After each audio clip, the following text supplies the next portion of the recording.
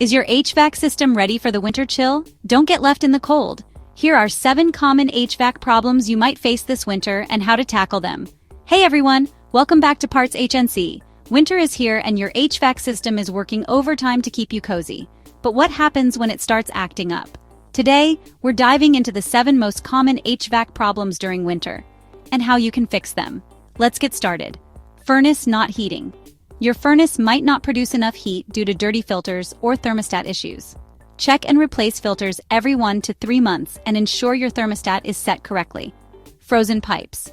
Cold weather can freeze your HVAC system's pipes, causing blockages. Insulate exposed pipes and keep your home at a steady temperature to prevent this. Thermostat malfunctions. A faulty thermostat can lead to uneven heating. Test it and consider upgrading to a smart thermostat for better control. Dirty air filters. Clogged filters reduce airflow and strain your system. Swap them out regularly to maintain efficiency and air quality. Blower motor issues. If your blower motor fails, you'll feel cold air or no air at all. Regular maintenance can catch this early, so don't skip those tune-ups. Ignition or pilot problems. Gas furnaces rely on a pilot light or ignition system. If it's out, your furnace won't heat. A professional might need to inspect this for safety.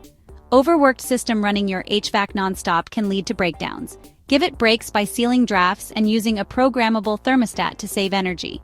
Want more details? Check out our blog post on 7 common HVAC problems during the winter for expert tips and solutions. Need replacement parts for your HVAC system? Visit PartsHnC for high-quality HVAC parts to keep your system in top shape this winter.